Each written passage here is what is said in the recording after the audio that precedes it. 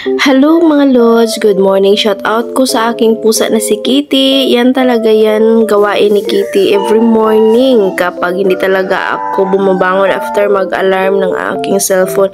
Ayan si Kitty ang galing mag-hello. So ayan na mga lods na bumangon na yung just nyo kasi may work pa at ganyan ang mukha ko pag bagong gising para talagang buhok ng layon. Yung buhok ko yan tinatalian ko para hindi naman siya So dito guys sa trabaho ko walang tigluto kaya magluto tayo ng pamahaw. So ayan guys, ito ako sa labas, bumili ako ng oil kasi pagluto ko ng ulam ko wala talagang oil. So yan yung tindahan sa likod ng aming bank house. So yung banks ko guys, shout out para na siyang layon. So after na ko ng magluto guys is nakaligo na ako. So ayan fresh na ngayon yung hunger long Bisaya. So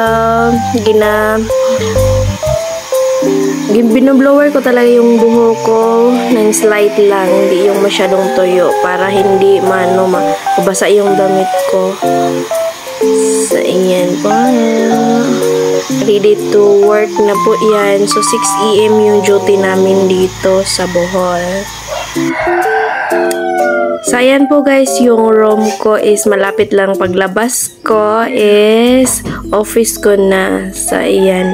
May bit-bit na akong pagkaing agahan. So, yun yung pamahaw ko guys. Yung ulam ko yan is corned beef.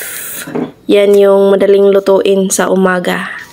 So, alas 6, dito na ako sa field office namin kasi 6 AM yung start ng duty namin. So, ayan po guys. Always positive lang sa work. Kahit mag-isa ka lang, laban kahit walang kalaban. So, ayan. Kumain na tayo ng pamahaw guys para malakas tayo sa buong araw. At huwag magpagutom kasi yan ang puhunan nating manggagawa charot.